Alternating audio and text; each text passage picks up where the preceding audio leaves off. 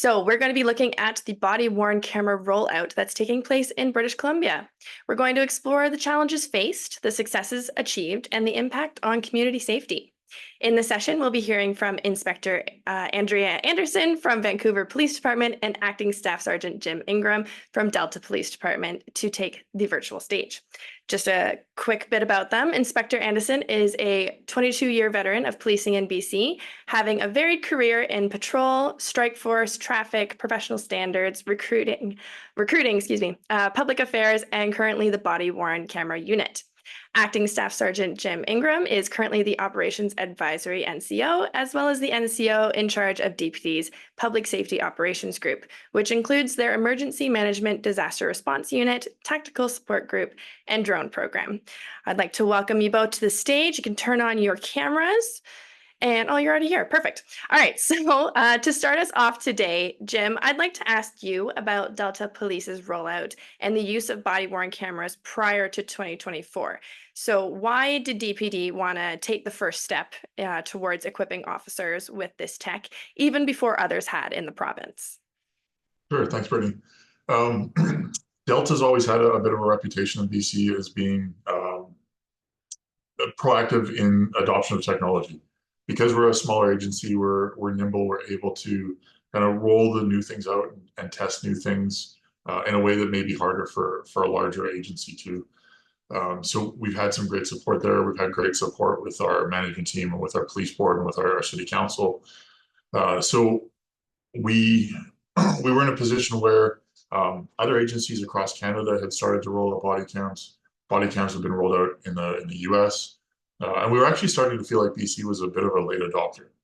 So our management team came to us and said, we want to take a look at these. We want to see how they fit. So it was December 2020, it's almost 4 years ago now. They came to us and said, we want to adopt some body cams. We want to trial them for our training. And we'll be able to use them operationally for protests and demonstrations and that kind of high liability policing with the interaction with the public and demonstrations. So we launched them there in 2020, had some great success, used them for training a little bit, but we really didn't have a ton of protests or demonstrations we had to worry about at the time. So it was May 2021, management turned around and said, all right, your team, I was the NCO in charge of our violence suppression team at that point, which was a kind of a gang interdiction team. And they said, listen, that's it's high liability, high risk. We've got a bunch of shootings in the Lower Mainland. There's some gang crime and a bunch of violence. We're going to look at expanding the cameras to your team and just seeing how they benefit the team and how they can assist with the officer's safety side of things. And really just to get some operational use out of them. So May 2021, we had the cameras deployed. And at that point, provincially, we were still looking at what our digital evidence management system was going to be.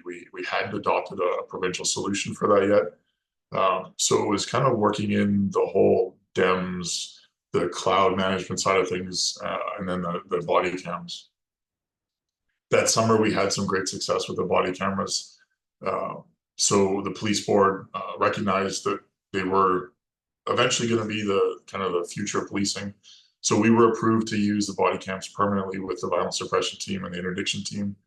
And then we expanded to the next kind of place in the department to go, which was traffic.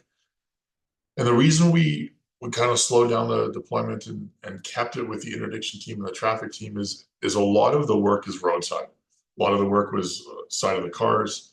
And then with the interdiction team dealing with high-risk people and violent people. So we didn't, at that point, really have to worry about a lot of the privacy issues with going into people's homes and all of the other things we had to sort out so we could build our policy, build our PIA, work with the province, build the provincial police standards while we were still getting operational use. So September 2021, the traffic pilot started. And then June 2022, the police board approved for traffic to deploy with body cams permanently. So that rolled around into December 2022. We had the interdiction team and traffic with permanent deployment of body cams. and we began the patrol deployment. So we had provincial policing standards. We had a committee with the Provincial Association Chiefs of Police. We had some policy in place. We had the PIAs in place, and that allowed us to kind of begin that operational deployment into patrol and the call response, and walking to people's homes with cameras. We had a lot of opportunity to engage with the community, find out where the issues were, what the community expected. And now we're still in a pilot phase with patrol, but we're at the point where 60% of patrol is trained in deploying with body cams. So at this point, we're looking to a full operational rollout for frontline policing January 2025. And we're seeing now pretty much most calls, it's more likely than not that we've got a body cam on scene with 60% of patrol, and then the other teams deploying the body cams operationally. So that's kind of where we are now and kind of how we got there. Fantastic. Thank you so much for that history. Now, Andrea, I'm going to pass it over to you. Vancouver Police started the body-worn camera pilot project at the beginning of 2024, and I'd love to hear from you about what went into getting this going and why it was decided that now was the time to do it, and how it's been going so far. Oh, yep, there we go. Hi. Yeah, so I think for at least for our department anyways, if we kind of look back quite a few years, and I think we've kind of looked at it actually over the past, say, 10 years or so, but just for various reasons, the timing was just, it didn't match up. Back in 2013, actually, the department looked at and made a presentation to the police board about body-worn cameras and looking into it a little bit more. But there was just several challenges at the time that were identified that were deemed to be too large to tackle, so it was shelved for then. And then fast forward to July 2021, our chief actually spoke and recommended to the BC Special Committee on Reform that the province actually mandate body-worn cameras as part of the provincial policing standard. But then that sort of kicked into come forward to 2022. We just had the perfect timing. Everything kind of fell into place with our city council, who was willing to give us money to fund us for a pilot project. And it just sort of finally seemed that everything kind of came together for us as a department. So back in 2022 was kind of when we got the okay and the funding that was required to launch a pilot project.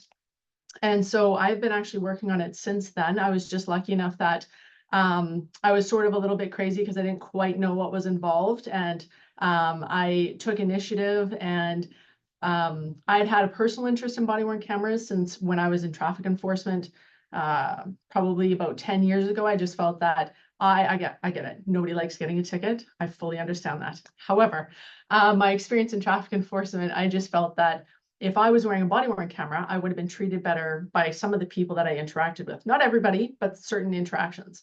So I had a personal interest in body-worn cameras.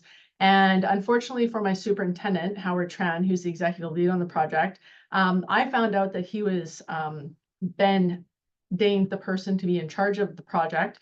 And I basically begged him to be on the committee. So come around when all the pieces fell into place, he remembered me, and he came back and asked if I would sort of be the project lead / change manager on this whole thing. And I jumped at the opportunity. And so really all of 2023 was just really working on identifying all the little parts that we had to work on as a department and get in place in order to make it a successful pilot project, as successful as we could, because no matter what, you can always think through and anticipate as many challenges and identify, and then there's always something that comes up. And one of my favorite lines to Jim is I always call him and I'm like, hey, you got a sec? I have another question.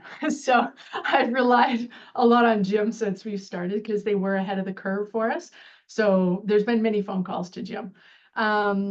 But yeah, so basically all of 2023, we worked through creating our guidelines for the pilot project, getting our privacy impact assessment completed, getting the training developed, identifying candidates, because I was very adamant about identifying the early adopters and getting volunteers for the program. I did not want the most junior person on each patrol team being voluntold, hey, lucky you, you get to wear a camera, because I wanted that person who was already engaged and showed initiative and was interested in it and would really work with us to make it the best pilot possible, but also give us feedback on what worked and what didn't work, because that was important to me to get that feedback as we moved along. Working with our union, obviously they had some valid concerns, so we had to work through some challenges with the union to get their support.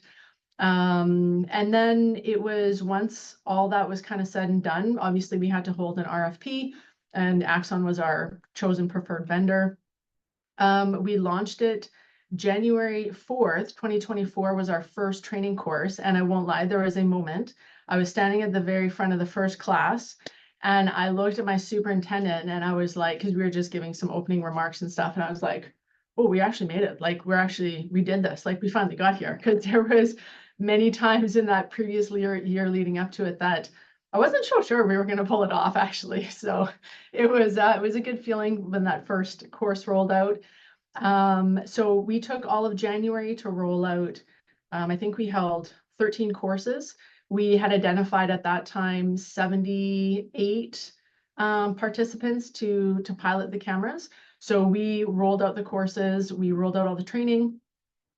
And then actually in April, we had to run 2 more courses, because we actually had another 22 people who, after they had seen the cameras and were around them being used on the road, actually came forward and said, actually, can I participate now? And so we didn't want to turn away anybody who was wanting to try the cameras out and be part of the pilot. So we actually trained another 22 people in April to give us a total of 100 cameras on the road. So yeah, our pilot project officially ended June 30th.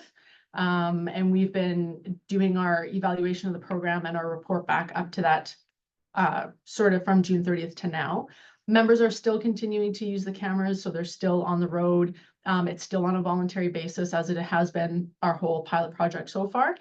And so now we're just in the sort of report backstage, the presenting our findings to our executive committee, city council, our police board, and we're just hopefully going to secure the funding that we need to roll out a complete rollout of body-worn cameras to all frontline members, which are, if we get that funding and if we get the approval, then that target date would be by the end of 2025. So Awesome. So it sounds like what I'm hearing from both of you is this is not something that you guys just can jump into. This is something you had to plan out, and it's years in the making. I'm seeing nodding from both of you. So something that's well thought out. And one of my questions was actually going to be to you, Andrea, if you worked with DPD closely as you're rolling this out, and you did mention that you call up Jim all the time. Yeah. Did you work with any other agency, like even outside of the province, just people who had already rolled out body cams, or was it mainly just DPD? No, I pretty much have to actually send a thank you note to almost everybody who is a panel presenter this morning, as well as almost every police department across Canada who's had body-worn camera program, because I think we probably harassed, met with, sent emails to, spoke with a lot of them across Canada, because one of our biggest mottos was somebody else has already done it, so let's learn from them, let's learn what their mistakes were, let's try not to repeat them.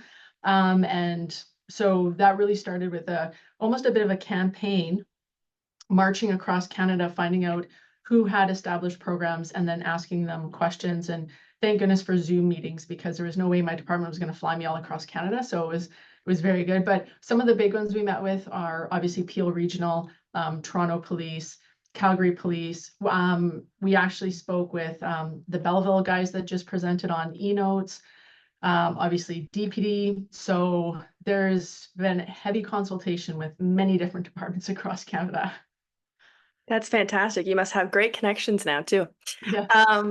Now, Jim, I'm going to ask you another question. And because you guys were the first ones in BC to do this, what kind of challenges did you guys encounter when you were getting this rolled out? Oh, yeah, where to start? Let's start with the digital evidence management system, because it hadn't been deployed in the province yet. BC is a little bit unique in that the province mandates who our vendors are, or who our providers are for electronic services. So the province mandates that we use an organization called Prime BC that manages our records for the entire province, RCMP through all of the municipal agencies. And then they ended up doing the same thing with our digital evidence management system. So we have a provincial rollout for DEMS, and Axon was selected as the vendor. But at the time we had just started to deploy the cameras, this wasn't in place. So we started using their DEMS platform outside of the provincial trial because we weren't a part of the trial for the evidence management system, which meant that we implemented things a little bit differently than everyone else in the province was thinking that they were going to. And we just kind of went forward with how we were using it and had to establish those relationships with Prime BC and with the trial and come to ground on some things and how we were going to use the digital evidence and how to manage that. Everything from storing the video to disclosing it to Crown. So that was a bit of a challenge to start with. And then we realized how unique BC is in our disclosure and charge approval process. So one of the things that kind of sets BC apart from the rest of the provinces is that we're one of the very few provinces that has a Crown charge approval process. So we, as the police, don't actually charge people, and we don't lay the information that way. We present recommendations to Crown. Crown goes through our information, our evidence, and determines if there's public interest in pursuing the prosecution, and determines if there's a significant likelihood of conviction before they'll approve the charges. So in order for that process to work, we've got a memorandum of understanding with Crown, and this MOU is referenced quite a bit through the province. In that MOU, one of the things that was a real challenge is that every piece of evidence that has audio for charge approval processes must be transcribed. So if we're going to present evidence with audio to Crown for charge approval, not even for trial, we have to transcribe all of that audio. So what we started to find is that we're putting a amount of time and effort into the transcription. The provincial prosecution service or even the federal prosecution service is downloading that cost to the municipalities because each department's transcription service is now transcribing all of this evidence.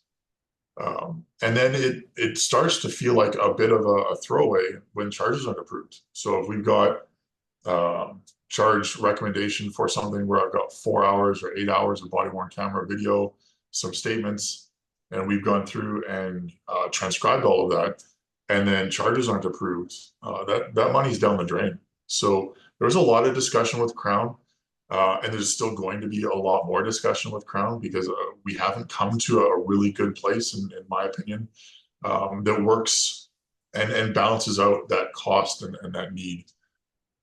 In talking to Crown, it became very apparent that it's faster for them to skim and read a written transcript than it is to watch the full video. And to some degree, that's fair. But at some point, that entire video is potentially going to be played at court, so it does need to be reviewed.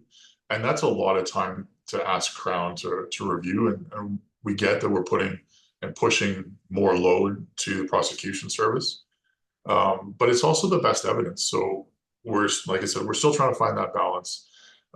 Delta, we're a small agency in BC. So we're kind of like that Chihuahua yapping at Crown's ankle, even though I'm kind of the 6'8" Neanderthal sitting at the end of the table. Now that we've got Vancouver on board and we're going to see more agencies and RCMP is starting their pilot, there's going to be more noise and there's going to be more assistance in that challenge and sorting that challenge out with the prosecution service. So that was kind of the biggest thing that was unique to BC. And then what we found that was completely unexpected was when we consider that our frontline members build resiliency in their contacts, and as we go through that operational stress and exposure to operational stress, we recover from it, we build resiliency, and it becomes part of our makeup. And we're decent at dealing with kind of just the routine graphic content that we see and we're exposed to. But we found when we were exposing transcription to it, now they're watching these videos. And we didn't put some pre-thought into the fact that we're now exposing our back office support staff to the graphic content that we're routinely exposed to. So we had to expand our critical incident stress management process and our wellness program to the back office support staff in a much more significant way than we expected. Was one of those unexpected challenges that we ran into. Those are probably the two biggest things that set BC apart from just your regular challenge with any sort of technology, any sort of data management stuff. Definitely. Thank you for that. And Andrea, the same question to you, because every agency is going to have different struggles and challenges. What would you like to add to that?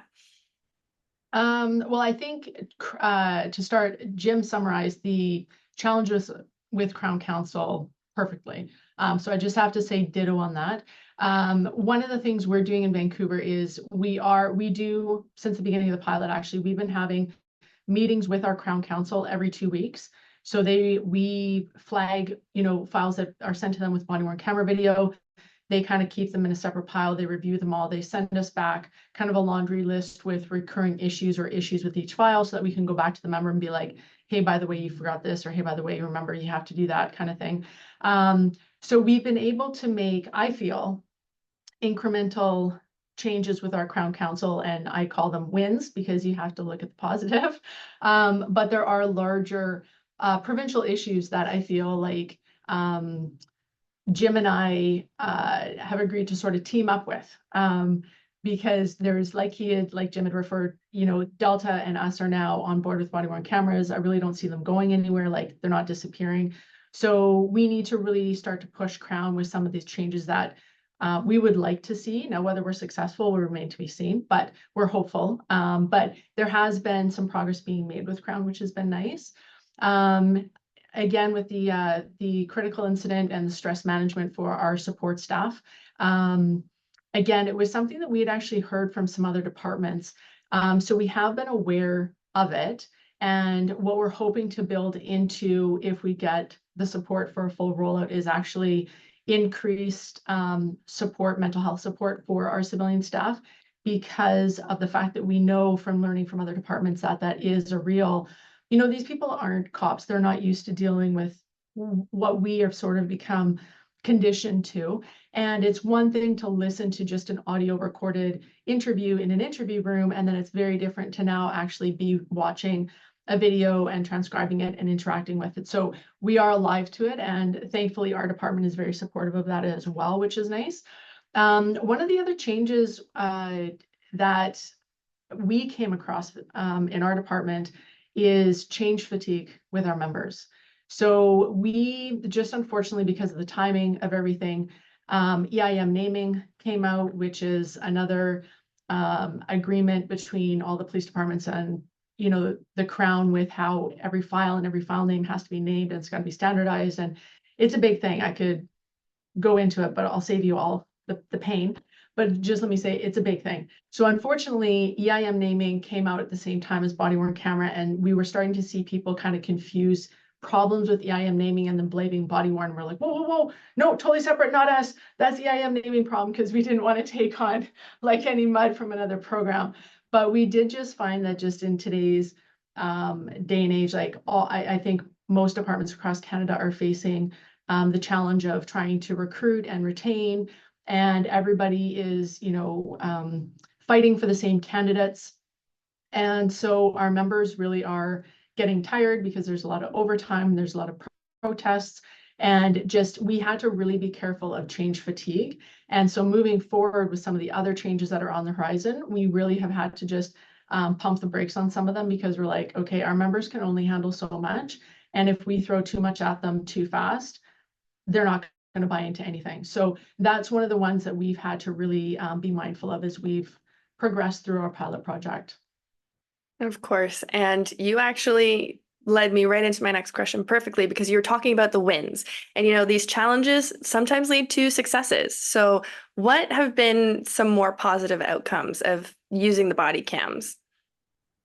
Yeah, I think for us, a lot of it has been, some of it's been anecdotal and some of it's been documented. So one of the things we did was we sent out an internal survey to the membership before the pilot project, just asking them generic questions about, rate your feelings on this, this, and this. And we just wanted to gauge where the membership as a whole was when it came to their feelings towards body-worn cameras and what they anticipated the changes would be as a result of them being on the road. And then we sent out the same questionnaire at the end of the pilot project to gauge, okay, now that the cameras have been out there for 6 months, regardless of whether you're in the pilot project or not, you've been around them, you've seen them, people using them, now what's your feeling towards them? And so what's been nice is actually from the beginning to the end, the support for the program and for a full rollout actually hasn't changed, which has been very good to see. And in fact, the support for a full rollout from the members who actually were participating in the pilot project actually went up. So it either stayed the same or it went up for the ones actually participating, which has been nice. I kind of have said that the whole time our pilot project has sort of been a good news story. We came out with a big announcement January 4th, like, woohoo, we're launching body-worn cameras. And we had done a lot of communication, consultation, education leading up to it. But we were kind of surprised, but a lot of the feedback we got from community and community groups was, thought you already had them. We're like, nope. Or it was like, well, it's about time. And we're like, we agree. So it was very positive in that sense. So that was good that the public right from the beginning was also very supportive of it, which was good. So we weren't having to take on that kind of battle as well. And then I would think that just anecdotally from our members, what we're seeing is, again, because watching video is so different than, you know, a well-articulated report, we're hearing from members that, you know, they come up to us all excited that they actually had charges approved by Crown Counsel that they've never been able to get approved before, like us. And so that's been good, and it's been encouraging for our members because they're like, oh, I always put this charge for it and I never get it approved, and now they're approving it. So and they're associating it to the body-worn camera video. So now whether that's accurate or not, a little more digging would have to be done. But anecdotally, we're getting that feedback from our members.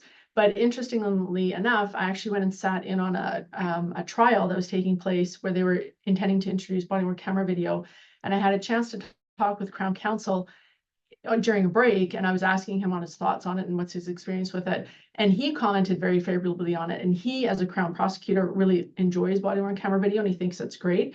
And he actually said himself, you know, the video has actually made the difference sometimes in my charge approval, because now I'm actually seeing what's happening instead of, you know, just reading words on paper. So it's been good for those kind of wins for when it comes to like the court processes.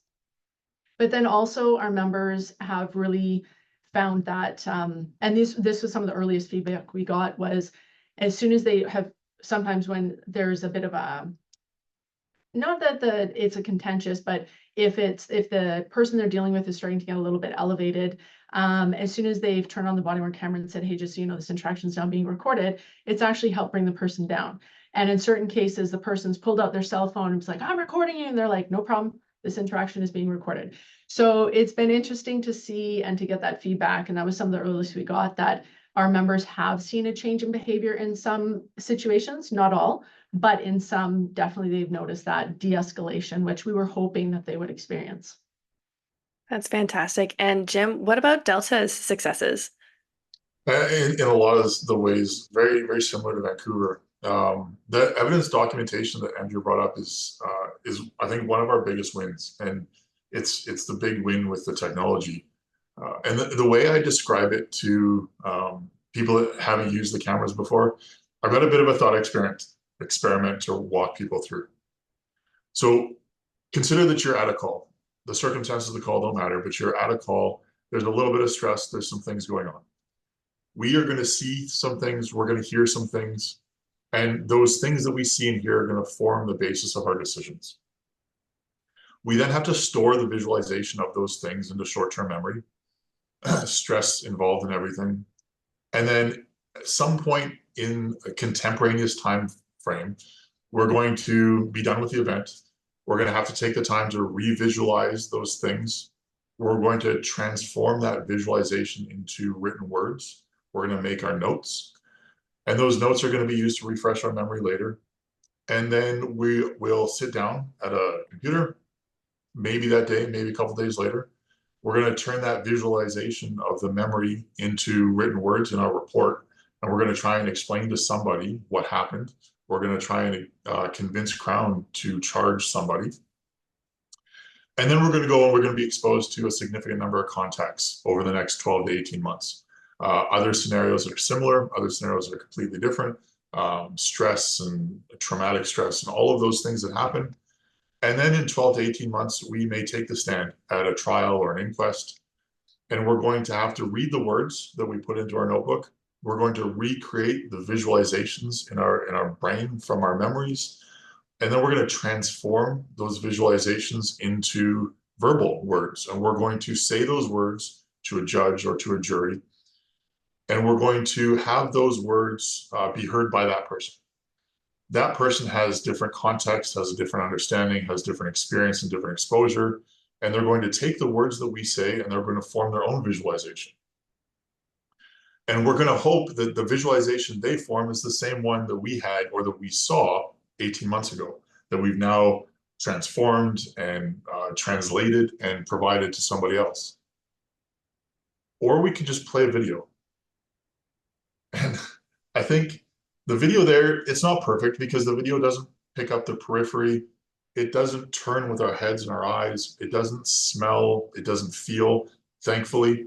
But when we combine the video with our recollection, it's by far the best evidence. It's leaps and bounds better than this transforming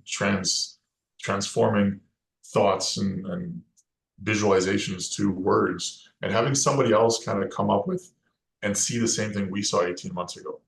So that's where the evidence documentation is brilliant. And I think it's been a game changer there. We've also seen a bunch of success in training. One of the things that we said we were going to use our body-worn camera video for was for training. So we've developed training from real life calls. One of the first videos that we created for training purposes was a great example of our ICAT training. ICAT is our Integrated Communication Assessment and Tactics. And we rolled out the ICAT training over a year before we started to roll out the body cams. But we had one incident, it led to a use of force, and it actually was a great example of the implementation of ICAT. So we created this video, and we presented this video to a lot of people, management, non-operational people, and said, hey, listen, like, this is the kind of thing that we're getting. So it was funny to sit and watch at the table after the video was played, because I swear half the people at the table smiled and they're like, oh, we actually did the thing. We've been training the people. They took the training and then they went out in the public and they did that thing. And the realization that the training was effective was fantastic. And then as a lifelong student myself and as an instructor, I know when I'm viewing training material and it's pre-scripted, the videos just don't land. They're not authentic. When we have real video that has good things and bad things, it's a lot easier to learn from because that video is far more impactful and makes a much bigger difference in our training to our frontline members. So we've seen some real success with the training. Andrea mentioned the de-escalation, the officer safety, complaint resolution. The power of a camera is phenomenal, right? Since COVID, we've all embraced teleconferencing in a significant way. And I mean, we're online today. If you think about it, we all, as human beings, interact a little bit differently when there's a camera turned on in front of us, both in front of the camera and behind the camera. So the camera has a massive impact in our behavior. And like Andrea said, it's not going to fix everyone. It's not going to fix every interaction, but it makes all of us better on both sides of the camera. So we've seen some huge wins there. We just had a presentation about electronic notes. But if you think about it, note-taking is huge in policing, right? The legal system expects the police make thorough, detailed notes. We have a contemporaneous record of our investigational steps and of our decision-making. And then we need to rely on those notes to refresh our memory in court. What better notes than an officer dictating what they're doing and talking through their decisions on their camera? They've made the recording. That recording is contemporaneous. The recording can't be modified from the time that it was made until the time that it's relied upon. So we're making better notes and we're documenting our investigations so much better by recording them. So a ton of wins. And then the situational awareness, We I've got one call as an example for the situational awareness with the products. One of the things we've enabled on our body cams is the ability to live stream. So our NCOs can watch any camera that's currently recording.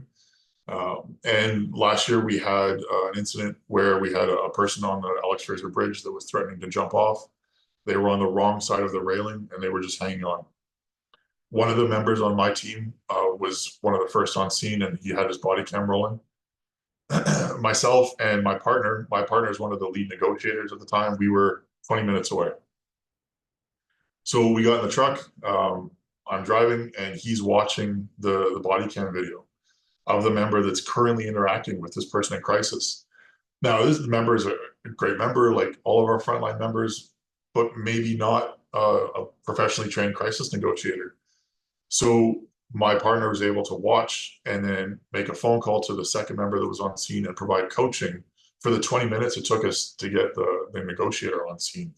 And I think that actually played a big role in the end result, which was super positive, and the person came over back on the right side of the railing after a significant amount of time. But that situational awareness and being able to use the technology to our benefit was huge that day. So yeah, tons of wins. No, that's perfect. And thank you for walking us through all of that.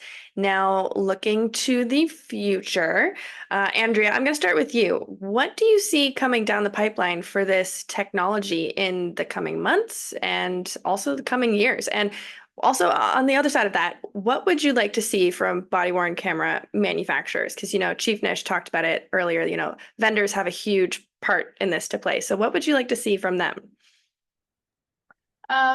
So let's see. It's an interesting question. What's coming down the pipe? Well, first, I hope we secure our funding and approval to proceed with full rollout. That's really the first hurdle I'm hoping for us to clear as a department.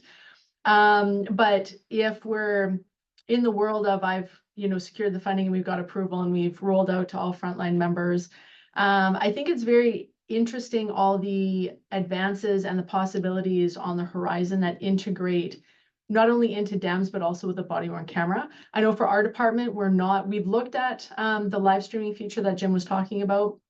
We feel there is value to it, and there'd be use cases where it would be extremely valuable, but unfortunately, we're not in a position right now to use it. So in the future, that is something that I am hoping that we would be able to make available and to be able to leverage that for our members in the future. I think also when you look forward to 2026, when the world is coming to Vancouver for FIFA, that's going to be a very interesting time. And again, the live stream ability and some of the other functionality that's out there that we're not currently using, which I'm hopeful we will have in place by then, I think could really be great. And if I had my magic wand, we would make it all happen. So in terms of some of the different change or technology changes, we're constantly asking our members for feedback that are out there using the cameras all the time.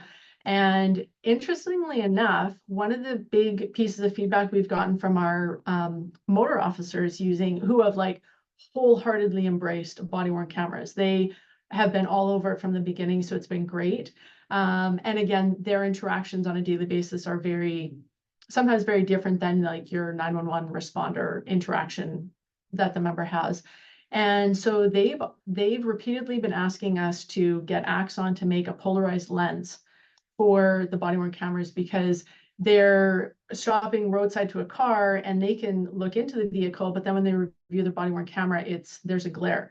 So they're not able to actually accurately capture the evidence that they saw with their own two eyes, which they're still making notes on, but they just feel that piece is missing for them, that they really want to be able to capture it on the video and have it shown properly. So that's one thing that I've heard from enough members now that I'm going to have to start harassing Axon to see if it's actually a possibility. So I don't know. I think that's about, I don't know. There's just so many different options out there, and there's so many exciting things on the horizon that, again, if I had, the ability to just make it all happen, you roll out several of Axon's different products and we'd have all IT integrated.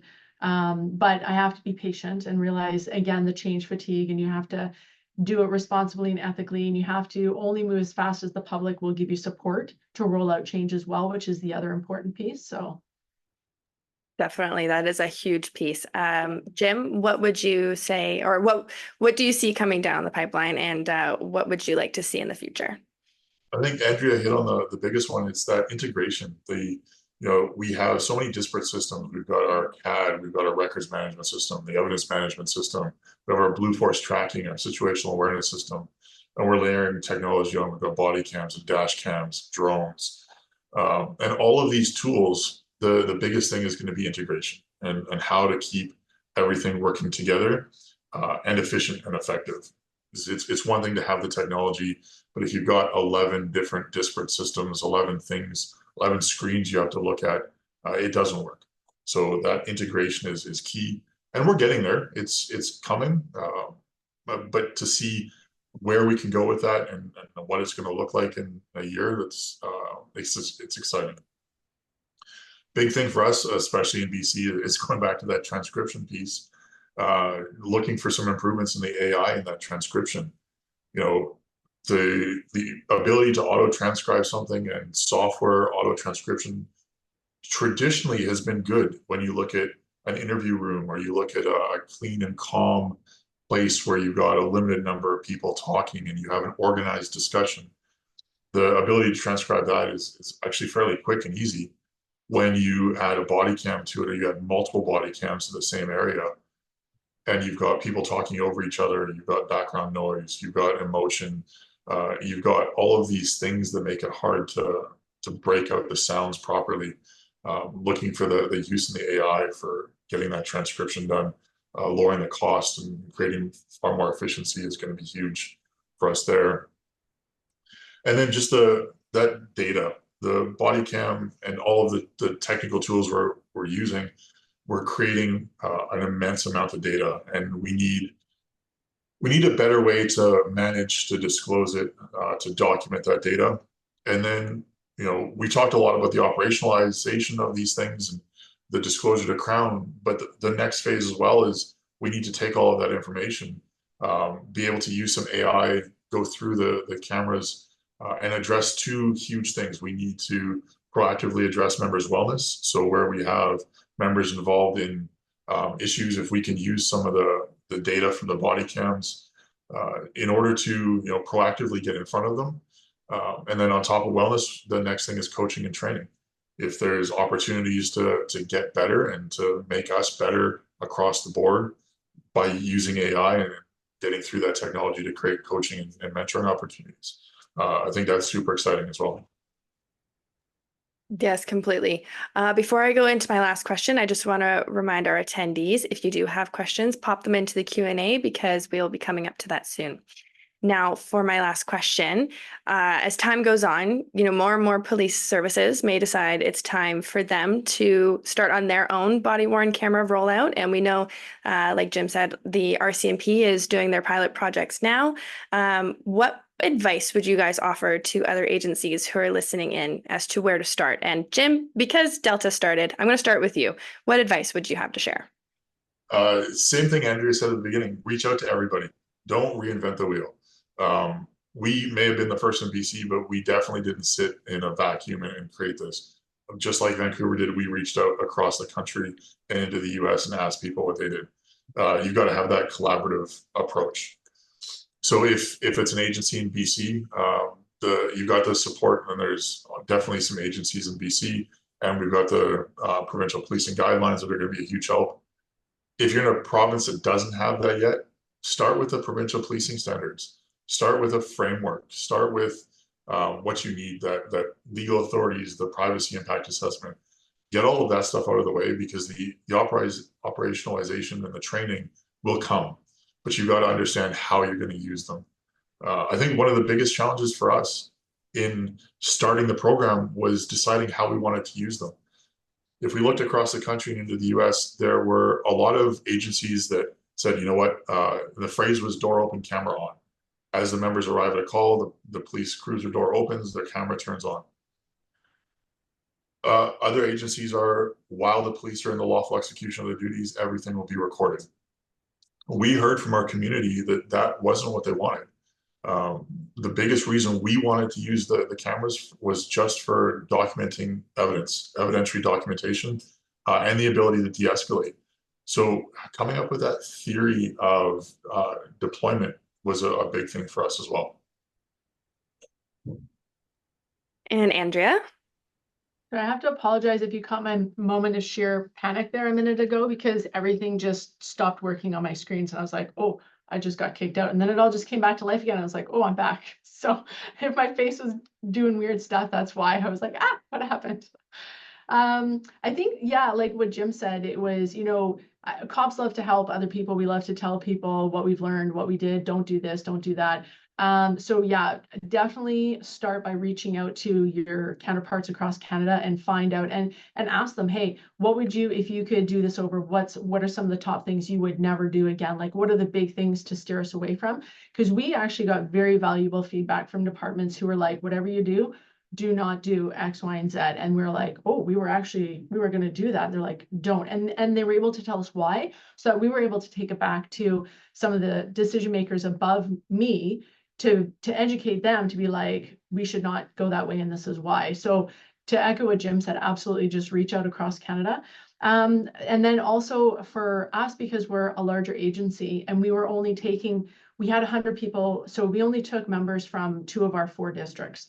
So we take the time to educate the people who aren't in the pilot project, so the other districts that aren't in the pilot project, because they will be interacting with members who are wearing body-worn cameras at calls, during call-outs, in the elevator, when they're just going to the kiosk to sign out their car. So you need to educate all those people who are not part of the pilot, so that they understand that it's okay to still talk to the person who's wearing the body-worn camera, because it's not actively recording yet, right? So you want to give them that education, so that those people who are wearing the body-worn cameras are not sort of like ostracized because the other members just don't understand it.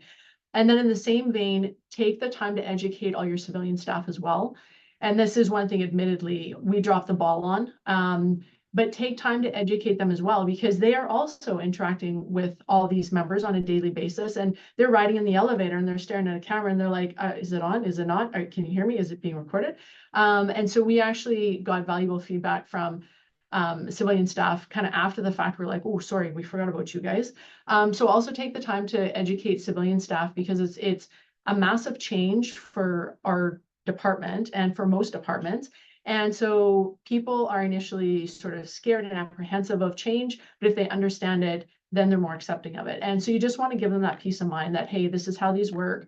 This is what you can and can't do. Like, just be mindful of this, that kind of stuff, I'd say is sort of the couple of big ones. Fantastic. Thank you both. Before we jump into the Q&A with the attendees, I just wanted to say thank you again for spending the last hour with us. You've shared so much insight, and I know that this is going to be a bigger thing going forward. So this is a very helpful session to have, and you guys have been great. Our first question from an attendee is, do you see a new wearable technology like augmented reality glasses, for example, supporting or replacing body-worn cameras? Sure. I'll let you chime first in on that. You know what? The potential for any new technologies is going to be there. Is something like augmented reality going to replace the body cams? No. Like, we're always going to need a way to collect and document the evidence. Is there something that will potentially pop up and will offer more efficiency, more effectiveness? Sure, yeah, and we're going to be willing to try it. Andrew, do you want to add anything after? No, I think Jim kind of hit on it. I think it's an interesting question, but I think, like Jim said, the onus is always going to be on us to collect and document evidence. And I think the biggest thing is just for departments, and I don't think this is a problem for most chiefs, if we go back to the shiny object comment from our earlier panel discussion, is just being open and willing to explore new technology and see if there is a benefit for policing. Of course. And our second question is, with the use of live streaming and cloud storage, have you seen or do you foresee any issues with data security from third-party individuals? There's always going to be an issue with data security. We're always going to have to assess it And the reality is, it doesn't matter whether it's cloud or on-prem. Your technology solution has to be secure, and we need to have eyes on that all the time. So it's always going to be an issue. Yeah, I have to agree with Jim too. It's one of those things I think you would be naive to say, oh no, we never have to worry about that. Because I think, you know, almost anything is possible. And I think you just have to be vigilant, and you can identify the security features or where it's stored and who accesses as best you can. But at the end of the day, I think if someone's got the motivation and the money behind them, they could potentially hack any server that's out there. So just be mindful of it. Be mindful, I agree. Next question is, how are your civilian staff finding the additional workload of body-worn cameras and the redaction and transcriptions? Jim, So- do you want to go first? Sure, yeah. Like I mentioned, there has been that additional need for the wellness program expansion and that critical incident stress management program expansion, as they're exposed to different work and different content. From a workload side of things, yeah, there has been more work. You know, with more body cam video, there's more transcription required, there's more redaction required, and that comes with more resources required. So we've had to up the headcount to watch for that. So the organizations definitely have to be mindful that while these things are helpful and we do have better evidence documentation, there's some huge wins. There's some costs associated. Absolutely. For us, we sort of seconded people, if you will, because we anticipated that with having 100 cameras on the road and the evidence that they were going to be creating and the workload, we couldn't just pass it off to the existing positions in the department. So I actually have 2 body-worn camera disclosure clerks that work full-time for me on body-worn camera. One works odd side, one works even side, so 4 on, 4 off. So far for them, they've been absolutely incredible. They've taken on every task I've thrown at them, because at the beginning we kind of didn't know what we didn't know yet. And so for their workload, it's been manageable, but there's definitely been increases into like our transcription unit. So we know that I think their workload has gone up about, or body-worn camera transcription, I should say, accounts for now, I think 25% of their work. So one of the big asks with our funding request that we're putting forward is actually significant civilian support staff. And that was one thing that we had learned from, again, asking our counterparts across Canada, hey, how many people did you need for this? Or what was your authorized strength? What did it increase by? So we do anticipate for a successful program that we will have to definitely hire some extra bodies, and that we can't just disperse the work out amongst the existing bodies that we have already. Of course. Now that about does it for the time we have. So again, Andrea and Jim, thank you so much. And you can bet that I'll be reaching out to include more information on body-worn cameras in the magazine. So, you know, you can wait for that. Okay. All right. And for all of our attendees, that about does it for our 4th annual virtual event. Before we go, on behalf of Blue Line, I want to thank all of our experts. Most of them have left already, but I wanted to thank all of them for volunteering their time and their insights. They provided us with incredibly valuable information that will hopefully provide you guys with the tools and know-how to approach the challenges that lie ahead for law enforcement, especially with regard to technology. Without our sponsors, today would not be possible. So once again, I'd like to thank our sponsors, Geotab, Genetec, and Axon. And I'd also like to thank you, our audience, for tuning in today. I know that it's a very busy time for all of you, and we appreciate you choosing to spend part of your day with us. Thank you on behalf of all of us here at Blue Line and Annex Business Media for being here and for doing what you do every day for public safety and community well-being. You're all truly making a difference, and we see you. Again, I'm Brittany Schroeder. Have a great rest of your day, and we'll see you around.